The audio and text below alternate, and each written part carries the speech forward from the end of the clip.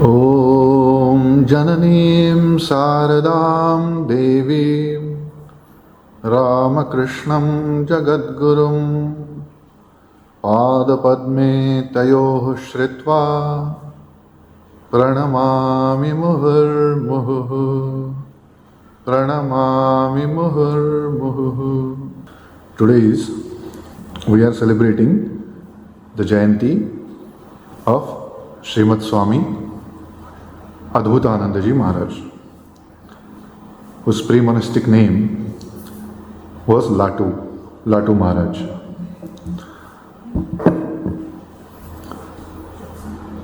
Actually, his original name was Rakhtu Ram, but Rakhtu became Latu. Rakhtu Ram means, O Rama, please protect this child. Please take care of this child. Raksha, that is what we say, Raksha. So Raksha became Rakhtu Ram. He was born in Chapra in Bihar, and somehow by the strange ways of the destiny, this Rakhtu Ram, this Latu, who was orphaned at a very early age, both his parents had passed away, and his uncle took care of him.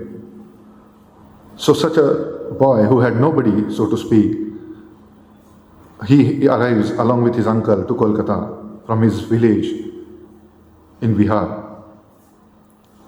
His uncle was in search of money and he brings him to Kolkata, and they started staying, or rather they started serving the Ram Babu, who was a devotee of Sri Ramakrishna, Ramchandra Datta. So he was the householder devotee of Sri Ramakrishna, was a great close devotee of Guru Maharaj. And in such a house, this Latu arrives in his small age. And this Latu, who was a simpleton, rustic person, who comes to this Ram Babu's house and starts serving him. So because of his simplicity, Ram Babu has a liking for him. And this boy he takes to Sri Ramakrishna and introduces him to Sri Ramakrishna. And then onwards, his whole life has changed. So when we study the life of Swami Adbhutananda, whose name says Adbhuta. Adbhuta means, we can say, mysterious, mind-boggling, strange. So such is this life of Swami Adbhutananda. Since the time he's coming to Sri Ramakrishna till the end, his everything is, if we study, it's very Adbhut. It is mysterious, it is strange, it is great. If we see his life, apparently there is nothing that we should talk about him now. We should celebrate his birthday. Why we are celebrating his birthday? What is there in Latu Maharaj that we should come here, gather here all together and celebrate his birthday? He had no physical beauty. He was not so something charming by physical appearance. He was not intellectually very brilliant. He was not a very learned scholar. He was not coming from a very reputed, very cultured, high-class family. Nothing, apparently, no upadhi that we consider in this world to be followed, to be admired, to be worshipped. None of those upadhis are there in Latu Maharaj, in Adbhutananda. Then why we are all here today?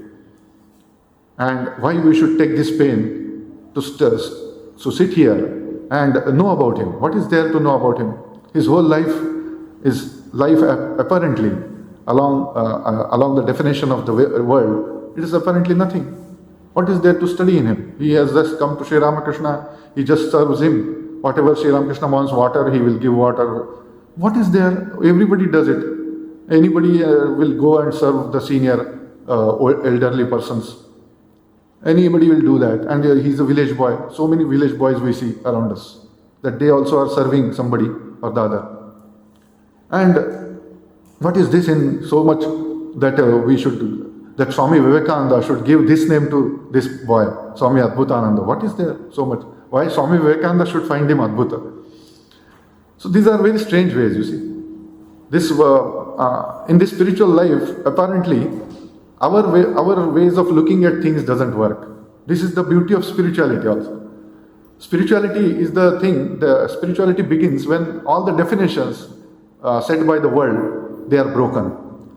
All the models that we are understanding the things through which, all the formats, all the frameworks that we set to understand this world, to understand people, to understand greatness, that those models fail, those formats fail, those boundaries fail.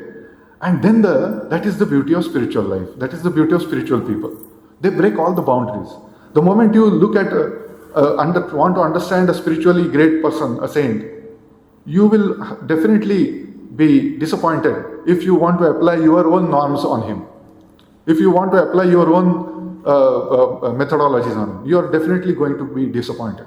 You are going to fail. Why? Because you will feel, no, he should be like this, he should behave like this, he should get up at this time, he should eat like this, he should chant these mantras. Everything, all those your ideas are there. And you are forcing those ideas on that person and he is not fitting into it. So this is the similar thing that we see in this Swami Adbhutananda. He won't fit in any of your norms, any of your models. So such is his life. That is why we have come together. That makes us more intrigued, more interested to know about him. That why should Sri Ramakrishna, of all people, pick this person to make him a disciple, a realized soul, and whole life he continues to live like that. As Holy Mother says, if you realize God, do you grow two horns on your head? That a realized person looks the same person. Previously, the way that he was looking, an ignorant person appears. After realization, he doesn't grow two horns on his head, and he doesn't go on showing that, okay, I am realized soul. So you have to understand that he is realized. He won't show. Just like the bull or cow will grow horns, and it will show that it is grown up now. You have to be beware of that. So that realized soul will not warn you that beware of me now. I have grown two horns. So he won't. He will be the same simple person as he was. And Latu Maharaj was the same thing. A simpleton, rustic, ignorant apparently, outwardly. And such a boy comes to Sri Ramakrishna. Many times when I was studying this life, many times we come across this life. So whenever we study, we think that he must be a past master in his previous lives also. He must have already attained. Sometimes this thought comes when we imagine why he led this kind of life, this must have come to him, this kind of prarabdha. Then I was wondering, he must be some kind of a scholar in his previous life.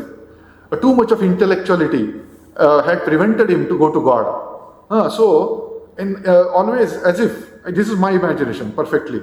So as if that soul who was almost every time coming to God, but one step he is being prevented. Why? Because he is going too much of intellectuality, too much of that scholarliness is there, too much of reasoning is there. And then that soul decides, too much of it now, enough of this thing. Now I will take birth as a completely ignorant person. And then I will approach God in I will throw the previous models that I have constructed to understand God. And this time I will go to such a guru who himself is also like that. And this time my life will be completely different from my previous lives and struggles. So this time as if Latu Maharaj is destined to be like that. And he comes, he cannot speak even Bengali properly. No language he can speak perfectly. So when Sri Ramakrishna is trying to teach him alphabet, Sri Ramakrishna himself is great in that this thing. He is barely literate in the worldly sense. And he is teaching him alphabet. Then when he says, Latu, say ka, then Latu says ka. Then again Sri Ramakrishna tries, not ka. I am saying you say ka. Then he says ka. Again you are saying ka. So 2-3 days Sri Ramakrishna is struggling. So first ka itself he stuck up with that ka only. That ka never became proper. It always is ka only. So he left. He got completely surrendered to Latu. I cannot teach you. So enough of this for Latu. This life is not for you. This learning and all things. So this is this soul says. And his so simple devotion to his Guru that apart from Sri Ramakrishna, right from the day one, that he has realized that he is my final goal. He is my final dish. No doubt at all. We university educated people have every day so much doubts, you see. Every day. We, after taking sannyasa also, we sometimes feel doubt. Whether really Sri Ramakrishna is real, whether really I have come to a real person, or whether he will, last moment he will do something. Like this, so many doubts come to us also. Then what to talk? But this person never has a doubt. Not an iota of doubt he has. He just simply surrenders himself. And he has nothing else to think about. If Sri Ramakrishna goes away from Kolkata, he cannot live without him. He cannot think of anything. He keeps on crying.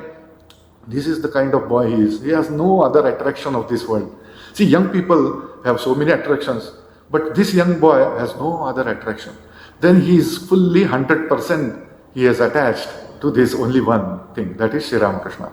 And then so much with devotion.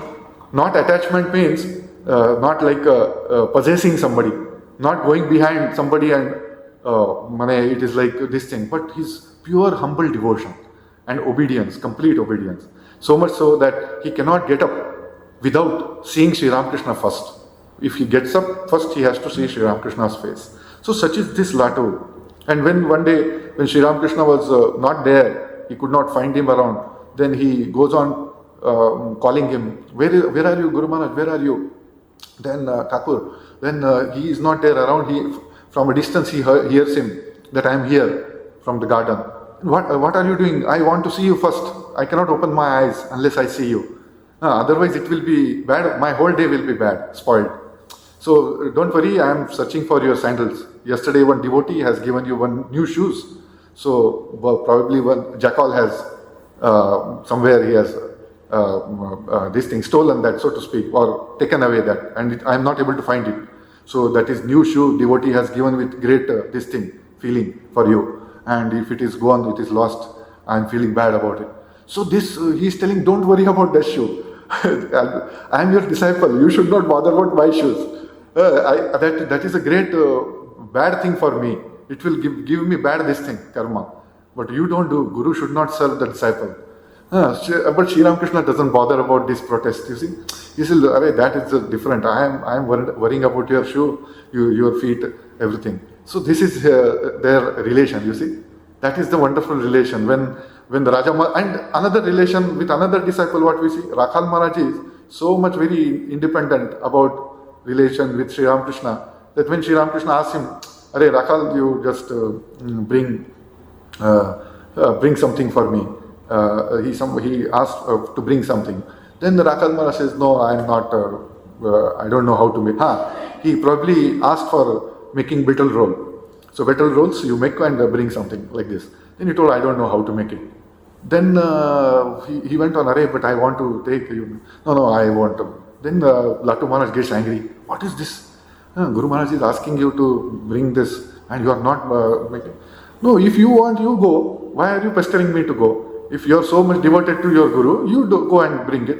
Now, why are you harassing me? Like this Rakhal Maharaj is telling him, Raja Maharaj, and then there is fight going on between them. They are quarreling. Latu Maharaj becomes very angry. That Guru asked you and you are disobeying him. What is this like? Then this Raja Maharaj is trying to tell him. And then Sri Ramakrishna says to his nephew, Ramlal, see how they are quarreling. Then who is the best devotee? Among them, who is better devotee? Ramlal. Then Ramlal is telling, Rakhal is a better devotee. Then Latu is all the more furious. We all experience this, in our life also. When we are so much faithfully doing something and somebody puts you down, somebody makes you, your efforts, your feelings, your devotion or anything, nothing, then you will feel very angered, you see. That's Latu Maharaj is very furious. And then Sri Ramakrishna is enlightening him about the thing that you see, Rakhal is all the while smiling and calm and quiet while quarreling with you. But you are so losing yourself to anger. And just because of this, you have forgotten your devotion and you have become angry. Then Latu Maharaj is immediately, that very moment, he becomes so quiet and understands his problem, his fault. So such a person who is so much humble and so much understanding that he has no trace of ego at all, completely surrendered to his guru, not the slightest trace of ego. When the guru is telling something, he is immediately throwing himself overboard. So that is his beauty, Latu Maharaj, because he doesn't know philosophies, he doesn't know argumentations. That is this thing that we get in Sri Ramakrishna's this great beautiful flower pot. We get so many different flowers of one is Swami Vivekananda like person, always arguing with Sri Ramakrishna. No, why are you saying like this? I don't agree with you. How it can be like this? Then he goes on arguing, sometimes hours together. Sri Ramakrishna is going on trying to convince Narendra that no, it may be like that. No, why? How it can be like this? Hours they used to discuss like this. And finally, after getting practically tired of that debate, then finally Sri Ramakrishna will say something very quietly and very simply that will put a full stop to Narendra's all the doubts. So gradually, hours of discussions, and then finally he gets convinced. Sometimes it is. But in case of Latu, there is nothing like that. Just one word Sri Ramakrishna says, and that is his final word. So when he says, beware of wine, wine will, in your age, people get addicted to such kind of bad habits. So beware. So then, when he is coming from Ram Babu's house to Dakshineshwar, on the road, when he gets a wine shop, his mind starts wavering.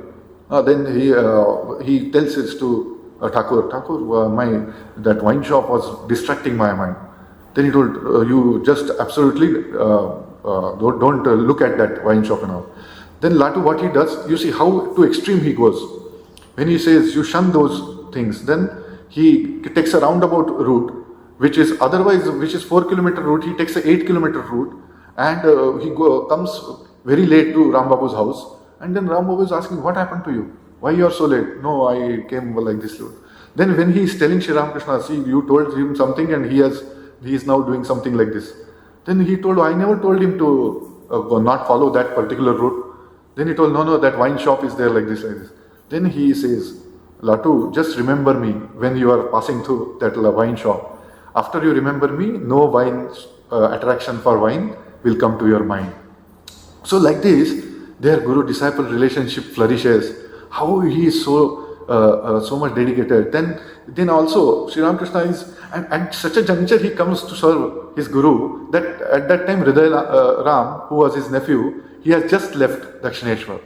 Because of some peculiar thing of destiny, ways of destiny, Hridaya Ram, who had been with Sri Ramakrishna for so many years and closely serving him, witnessing his great sadhana, and such a person had to leave Dakshineshwar permanently. And immediately after some time, this Latu enters in Sri Ramakrishna's divine play. And Latu becomes his companion, full-time companion. And he is kind of his first entry in the band of direct disciples. That is why later on, when he was in Varanasi, Kashi, and Sarada Maharaj goes to Varanasi, then he makes pranams to Swami Adbhutananda. Then one of the other brahmacharis asked Sharat Maharaj, why did you make pranams to Latu Maharaj? Then Saradaji says, you see, Latu Maharaj is our senior most. He came first to Sri Ramakrishna. So what is wrong if I make pranams to him? So such was a wonderful relation with those brothers. There is no such kind of ego in them. So we are all direct disciples, we are all Brahmadhyanis. Why I should make pranams to him? These kinds of things, petty things don't come to them.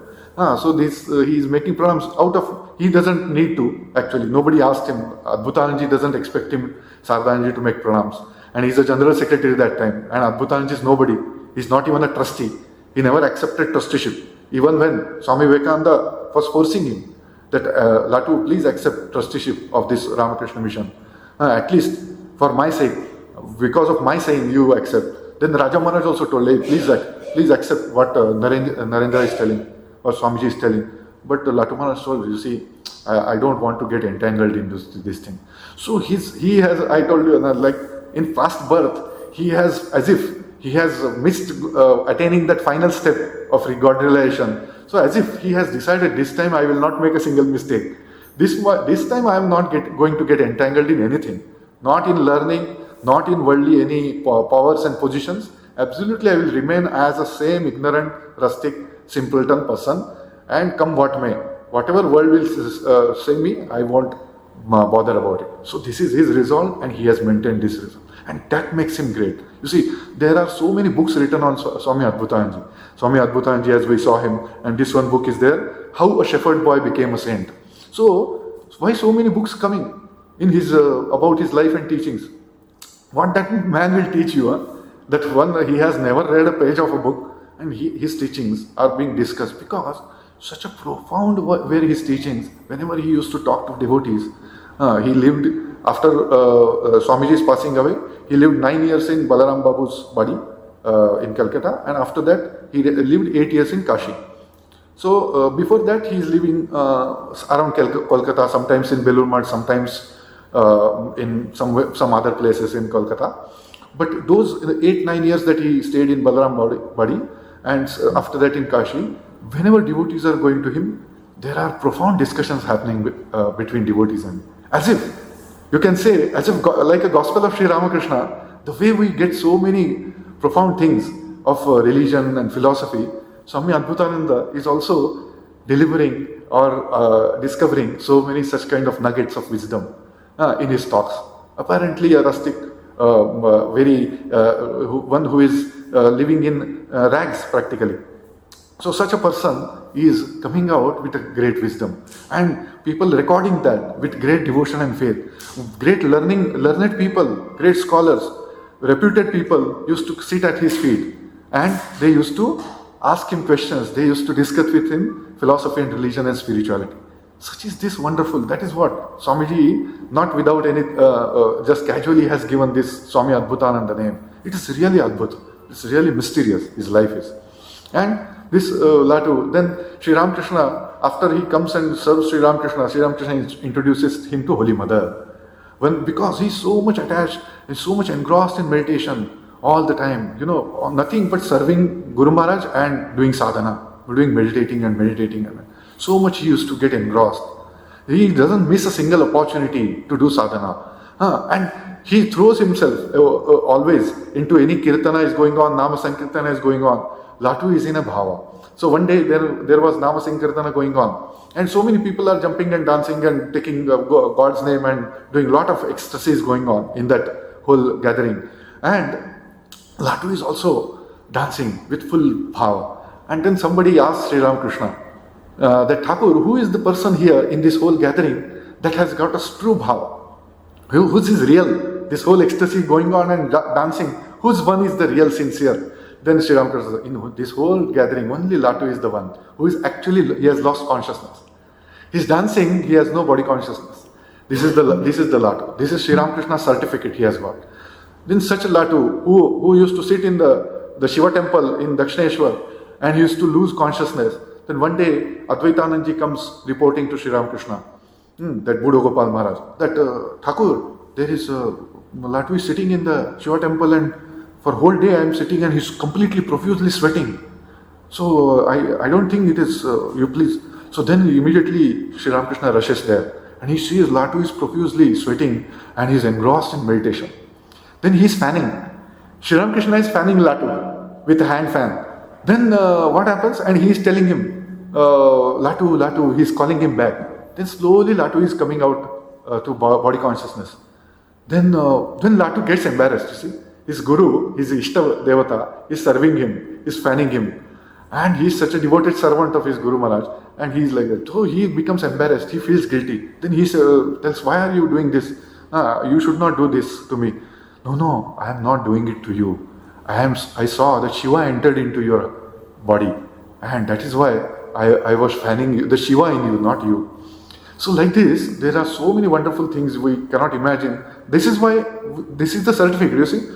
What we see in Sri Ramakrishna's life and their interaction, these books that are written on Latu Maharaj, they justify that why Sri Ramakrishna was telling that Shiva has entered into you. Then we see that when he is meditating and Holy Mother is alone, she has nobody to help. She has to do so many chapatis, so much rice, so much dal, so many things she has to cook for so many devotees and Guru Maharaj and so many things. And then who will help her? Then Sri Ramakrishna says, that nobody is there since this Latu is meditating. So he says, one day he wakes him up from meditation. He says, the one whom you are meditating upon, she is sitting there and she is doing chapati and rice and dal. So please go and help her. Then Latu is very obediently and very sincerely goes and rushes there. And he goes on. Then that time onwards, he is a very devoted servant of Holy Mother also. So now he is the dual servant. He is Guru Maharaj's servant also and Holy Mother's servant also. So Holy Mother's very very trusted kind of a person who is there always. So whenever any errands he has to run, the Holy Mother will tell, Latu, do this, do that. And so much relation is, so much, with Holy Mother, such a frank relation is there. Latu has, because all these years he has been serving her devotedly. So there many times we will find great frankness in interactions with Holy Mother, Latu Maharaj has. So like a child, and always sometimes quarreling with mother, sometimes not even complaining to mother. All these things we see between their relationship. And this is Latu Maharaj, having great devotion to Holy Mother. This is Latu Maharaj, who has a great devotion on Narendra, Swamiji. He's always saying, Narendra is our leader, Swami Vivekananda is our leader. Whatever he says, we should follow. And then when the Swamiji came back from the West, and he is establishing Ramakrishna Mission, so there was a tussle going on between some direct disciples. So Yogin Maharaj says, Narendra, what are you doing? This Guru Maharaj never taught like this. Only we are supposed to do devotional sadhana to God. And we never were taught about this seva and these activities. What are you starting? This is something diversion from this thing. So Swamiji is trying to convince them.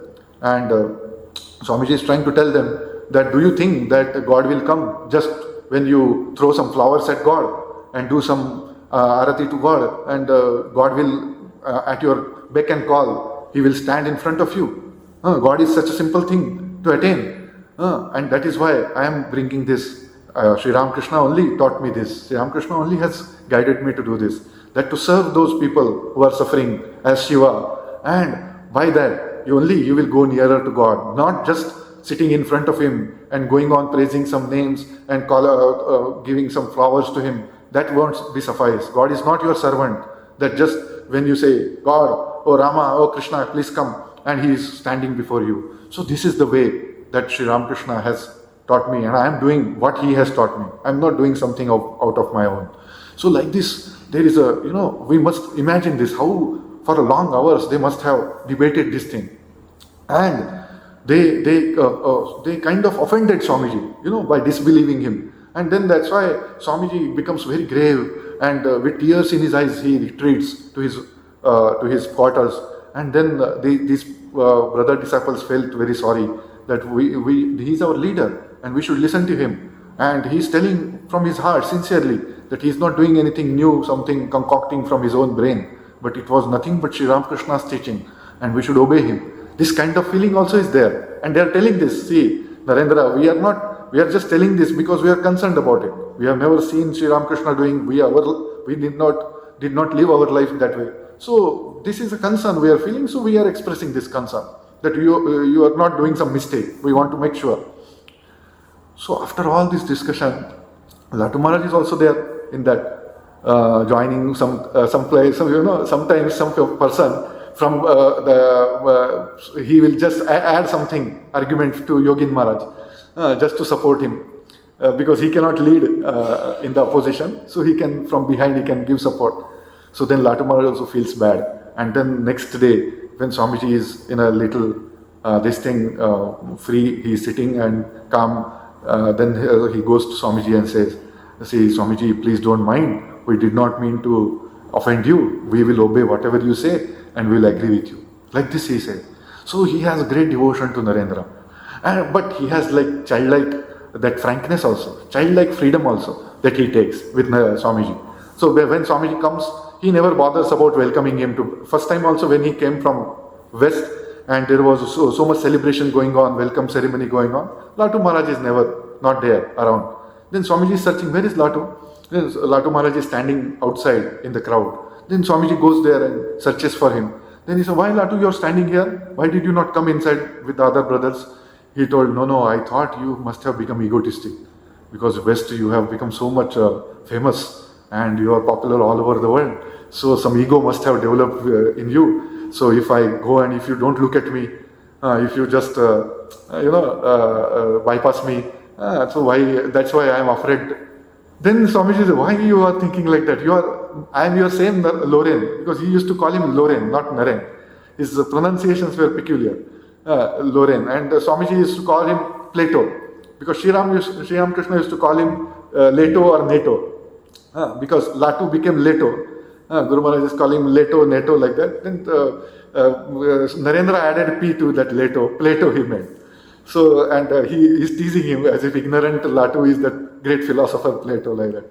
So that Plato, and he's telling, I am your same Loren and you are my same Plato, Leto, like this. So this relation between those brother disciples. Then second time also when Swamiji returns from the west, that time also he's sitting in the Ganga Ghat and everybody is welcoming. Swamiji had jumped from the Belur Math gate, because when Swamiji arrived from second time from the west, because nobody knew that he is arriving. So Swamiji, and the gate was far away from the quarters of monks' quarters. So he could not call and ask anybody to open the gate. And night time it is. And so Swamiji jumped over the gate and somehow he arrived there. And how funny things happened, you see. Some message came to this dining hall, they were eating food it seems, or something. And somebody came and told, there has some European person has come at the gate, Belur Math gate, like our gate. Oh, European. Then Raja Maharaj told, Baburam, you go and see who some European devotee might have come, like that. Then Baburam Maharaj is going to see at the gate. By that time Swamiji jumped over the gate and came to Math courtyard. And he's in a European dress. So Baburam Maharaj also cannot recognize him quickly.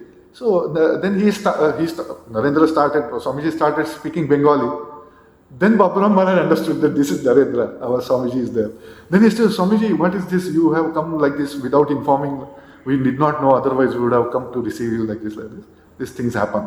Then at this juncture, what happens? Everybody comes and, there is a great commotion. Everybody is welcoming Swamiji, making pranams to him and all. That time, when devotee goes to Latu Maharaj, he is sitting in Ganga Ghat, and Latu Maharaj is sitting there. So Latu Maharaj, come. The Swamiji has come from America. So what Latu Maharaj is saying, come sit here, let us meditate. What is this? I am telling you that Swamiji has come from America and everybody is welcoming him. And no, you see his Ganga, wonderful Ganga is flowing here. Such a meditative atmosphere. You sit with me. He is snatching him from there. He is trying to take him to Swamiji and he is making him sit there and meditate along with him. So he becomes frustrated totally and he goes away. Then Swamiji takes food and everything and he is searching from where is Latu. Then he comes searching for Latu Maharaj. Hey Latu Maharaj, Latu, you are sitting here, I was searching for you. Why did you not come to take food and all with me, talk with me? Then he is telling, no, I was in this meditative mood. I thought, why to go like this? But Swamiji doesn't mind it. You see, Swamiji says, how are you? I heard that you are not staying in Math. Then who takes care of you? Then Latu Maharaj is telling, now Upen Babu takes care of me whenever because he is like a Valya, he is like a Paramahansa, he is moving anywhere. That narration is Balakavat, Unmattavat, Pishachavat. Like this state of mind, you see, Latu Maharaj. Whenever he wants, he sleeps. Whenever he wants, he eats. Whenever he wants, he will lie down any place, wherever he will feel like taking rest. So in Upen Babu's press, he was having a printing press. So there is so much noisy machines where their printing machine is going on. And Latu Maharaj in one chadar he is taking and sleeping there. So like this, his whole, you cannot imagine where these great people, how they will live. So such way Swamiji is asking him, and Latu, how did you survive when Belur Math you are not living? Upen Babu, whenever I feel hungry, I used to go in front of his shop and then he used to give some annas to me and I used to take some food out of that. Then Swamiji says, seeing above, that, oh Lord, bless Upendra. Like that Swamiji praises Upendra. Oh Lord, bless Upendra, because he has fed Latu. Then it is said, that Upendra never had any dearth of money. He became a very rich man. So serving these great Brahmajnanis, these people, these devotees of Sri Ramakrishna, they achieved everything in their life. And these people lived like beggars, but they were apparently outside, they were having no, this thing, totally unassuming life. But inside, they were Shiva, living Shiva, like that. Shiva lives like this now, sometimes ash-smeared place, living in a smashana, somewhere cremation ground, sometimes wearing some snake and the deer skin, sometimes moving around. So like this, their life is very unpredictable, these people. And because they have transcended body consciousness, right from this young age, they are practicing, they are forcing their mind. Because when Sri Ramakrishna told Latu, you should not sleep in the evening. When one day Latu was sleeping in the evening time, when the prayers are going on in the Dakshineshwar temple, then Sri Ramakrishna is scolding him. What is this, Latu? This is meditation time and you are sleeping. Is this a sleeping time? Then if you sleep at this time, when you will meditate? Then Latu, see, sensitive. This is another great quality of these great people. That sensitivity, you see. What in our case, what happens if somebody scolds us? We are like buffaloes. If you beat a buffalo, it will never feel that beating at all. It will just, somebody is beating me like that. That buffalo will feel. Our skins are so thick-skinned we become that anybody beats us, anybody will do us whatever, we won't change. But these great people are so sensitive. If you tell them, they never need a scolding, harsh scolding of these things. Sri Ramakrishna never used to harshly scold his disciples, because he knew all these are very sensitive and devoted people. So just he used to, what is his scolding, Sri Ramakrishna? Hey, if you will sleep at this time, when you will meditate? This is his scolding. And this changes their life, entire life. Can you imagine? If somebody tells me that, oh Divyakripananda, why are you sleeping at this evening time? When you will meditate? I will never change. Because we will not have that sensitivity, you see. We are not having that greatness. That is why we have to toil life after life to attain that greatness. But these people, they understand the very message from that. And they get it. And they immediately change. So Latu, then onwards, he is not sleeping at all. The moment he heard Sri Ramakrishna telling, when you will meditate, immediately he started to meditate. And when he is dozing, he is going on walking to and fro. He is taking a walk, again sitting for meditation. So whole night he sat, dozing in between, but again going on walk. Then one night he's passed like this. Second night also, he's not sleeping at all. See, can any of us imagine doing this in our life? No, we cannot imagine. A couple of hours we will take. Oh, okay, yes, scolded. Let me show at least that I have felt bad and I am really sincere. Let me at least show. Then couple of hours we'll say, and again 11 o'clock, 12 o'clock we will. Okay, enough for the day, and then we will go to sleep. So tomorrow morning I will say, see, till 12, because you scolded, I kept myself awake till 12 o'clock, you see. Otherwise, somehow, then we will feel, and we will expect appreciation also from our Guru. That our Guru will say, oh, acha, you immediately, sincerely obeyed me. And 3 hours you prevented from sleeping. Wow, such a great, good, very good. So like this, go ahead like this. Like this appreciation also we will expect. But Latu Maharaj is a different class in himself. That is what they are, Brahmajnanis. So these things only, they make us sit here together, year after year, every year we have to celebrate their birthday. Why? Because of these things, apparently they look very simple. Apparently, we will feel, hey, how simple it is, what is there, such a greatness? I can also do it. If somebody tells me, hey, why are you sleeping? I can also spend whole night without sleep, like this. But if you start doing it, then you will realize that you will leave this practice within 1 day or 2 days. And never again you will look at that things. You will try to avoid any such situation wherein you will again be put into that trouble. We will avoid it. Because we are the people, we are not sincere. We are hypocrites. We want to pretend, we want to have some kind of bypass ways and try to fool ourselves and fool God and fool our people are surrounding us. But these people are great. That is why their Jayantis are celebrated, because at least some sense will come in our thick brain. And some sense, by continuously thinking about them year after year, at least some sense, some light will dawn upon us. That is what this intention is, to sit here in this Sabhagraham. So this is the great life of this Latu Maharaj, where this immediately he stops sleeping at night, and then daytime maybe a couple of hours, that also when he may be feeling too much tired, because there is nothing apart from meditation. he is doing. Nothing apart from Guru Maharaj Seva, Holy Mother Seva he is doing. So whenever he is physically tired, he is sleeping for a while and again refreshed, again meditating. So one day he is meditating at the Ganga Ghat and the flood tide. So Ganga Ghat, he must have seen that flood tide, maximum flood tide where it comes. So there is marking. Now water, there will be some marking will be left. So he sat above that point. But that day, somehow the Ganges flood came and the level came and almost kind of drowned him, almost. So Adbhutananda ran to Sri Ramakrishna to tell him that Latu is sitting meditating in Ganges and water has almost overtaken him. So Sri Ramakrishna ran and he immediately ran into and entered into the water and woke him up from his deep meditation. So he's not aware that I am getting drowned in the Ganga water. See, such as that, he loses himself. When he meditates, he has no consciousness of the surrounding world. So like this meditation they are doing. And that is what happens. When we meditate, we first set an alarm and we are watching. First hour is, I have, 5 minutes. Then we are meditating on the clock actually, not on God. Acha, 5 minutes are over or not. And another 2 minutes are there. Okay, another 1 minute is there. Like this, our meditation is on the clock. But their meditation, beyond time, space, causation. They go just beyond, switched off from this world. This was Latu Maharaj. And that is why this simpleton, rustic village boy having absolutely nothing outside.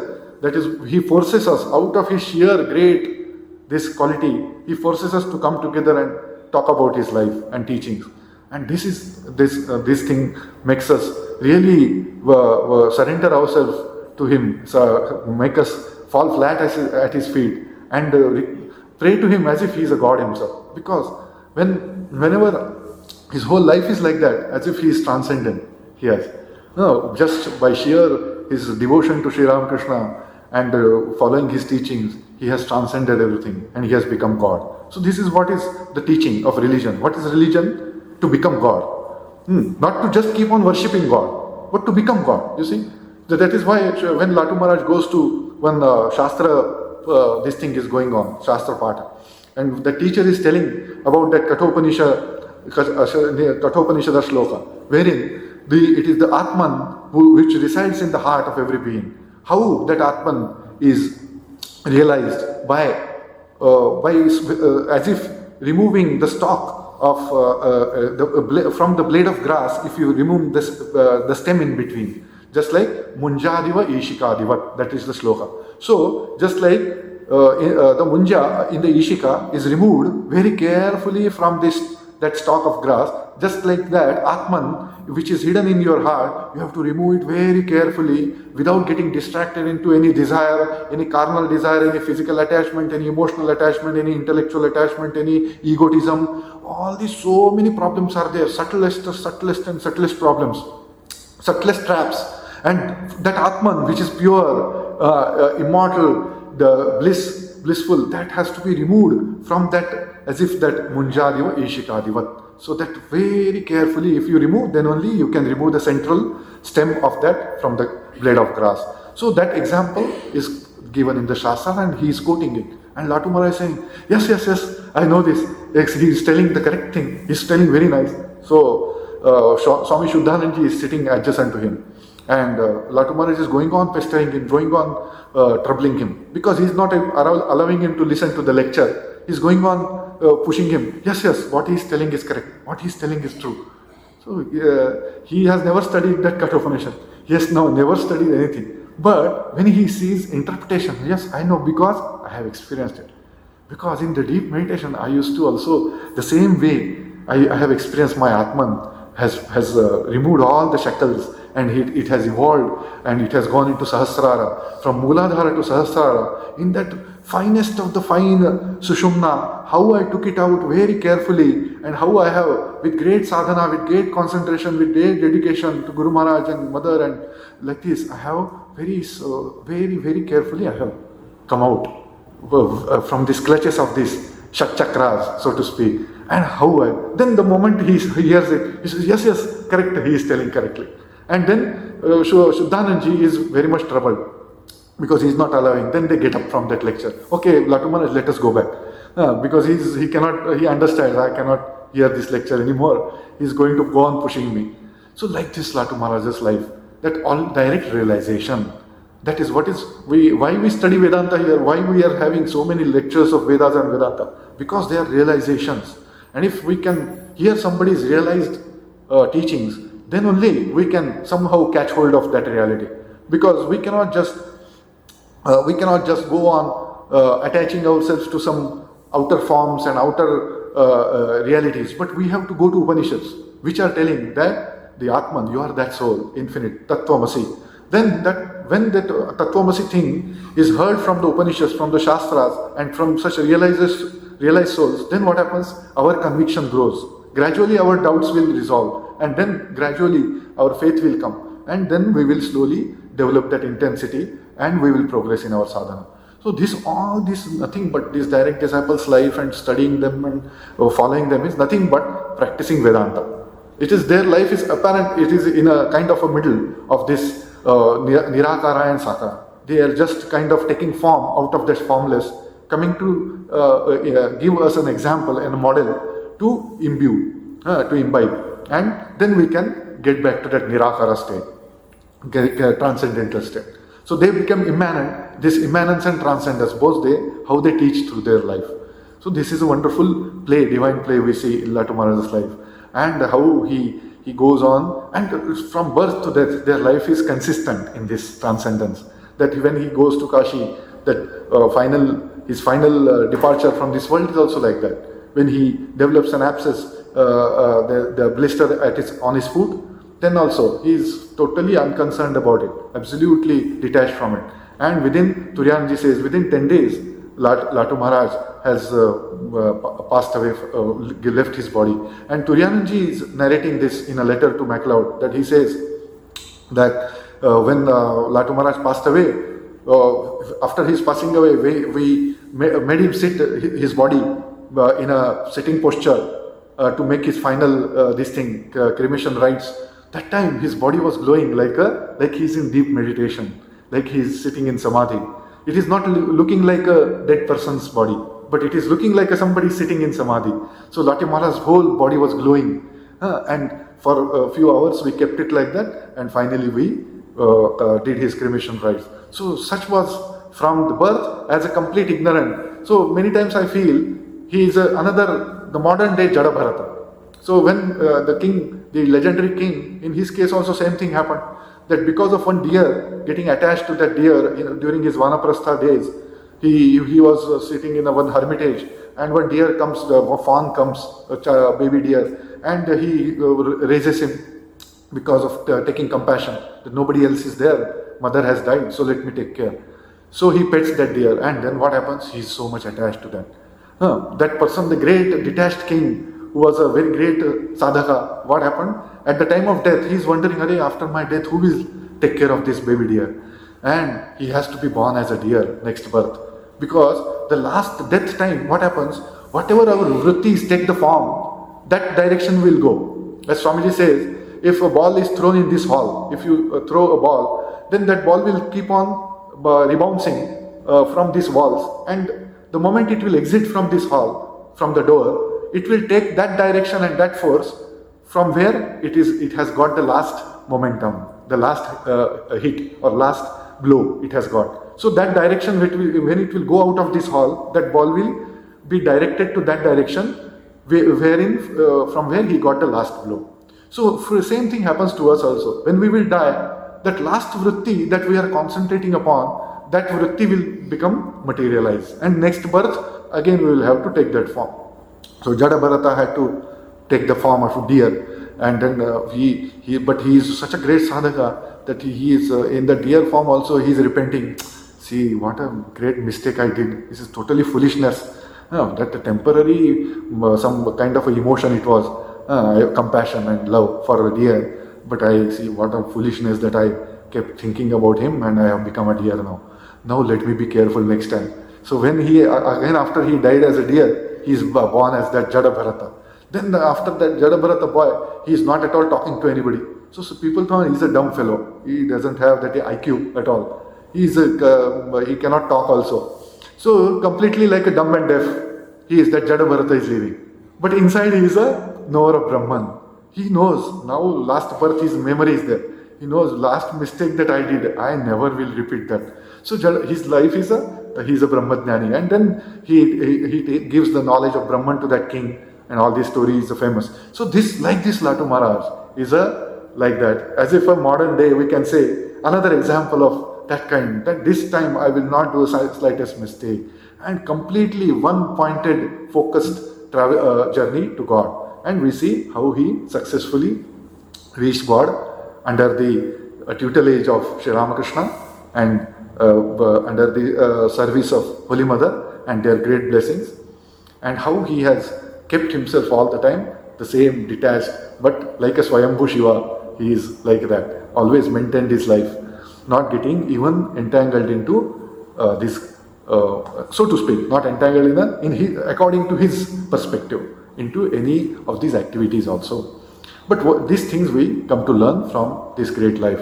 So though we cannot go on discussing endlessly about these great lives, these things are, the more we sensitive are, the more we can take some tidbits from their life, and we can build our life upon that. Maybe, probably we may get some inspiration, who knows. We may get some great kind of power through that inspiration, and really it may have some lasting effect on our life. Let us pray that we will have some kind of a long-term, long-lasting effect by Sri Latu Maharaj's grace and Sri Ramakrishna's grace. We will hope and pray that this life will also affect our life and change our life. Om Shanti Shanti Shanti. Hari Om Tat Sat. Sri Ramakrishna Arpanamastu.